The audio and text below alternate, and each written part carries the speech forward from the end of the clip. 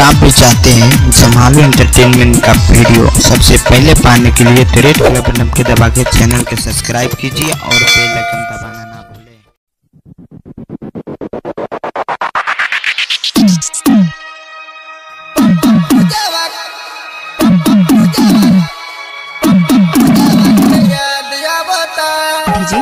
Jamaluddin कचौड़वा समक्र number 91 36 28 96 28।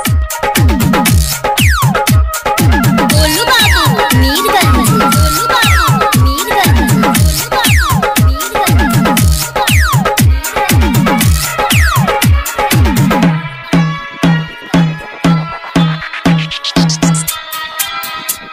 आप सुन रहे हैं जमालुद्दीन का सिमला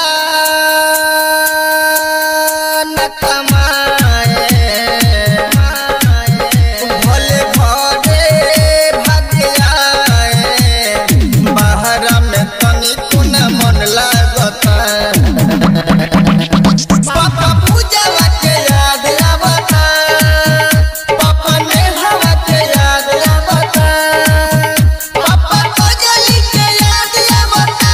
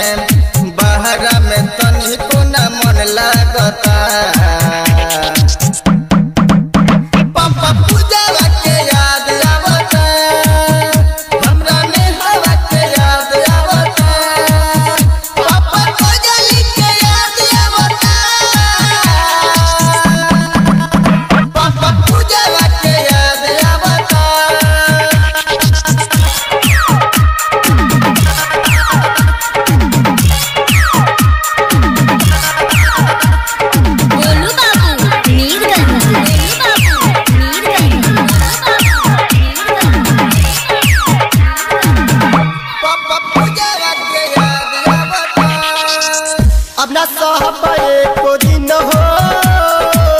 केहू न घरे हम आए बाबा गाँव ही ने भोले चेवरा में बकरी चराए मनले बानी हमहु जान मानले हमके अपन परान काहे न माने लो पापा भरे लमाई अरे अखिया में आंसू दिन रात आवता पापा पूजा के याद आवता हमरा में हवा के याद आवता पापा को जली के याद आवता पापा पूजा के याद आवता हमरा में हवा के याद आवता।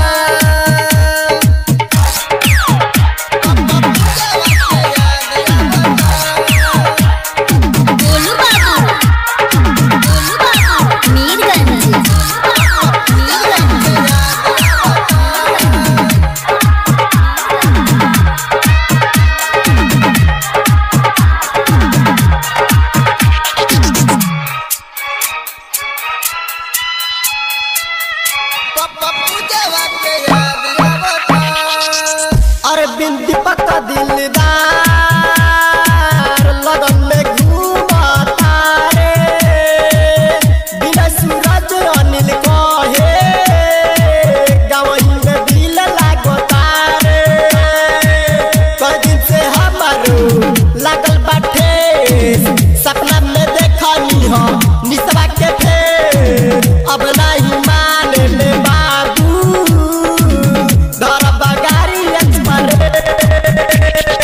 किसान दीवाना ये गीत गावता।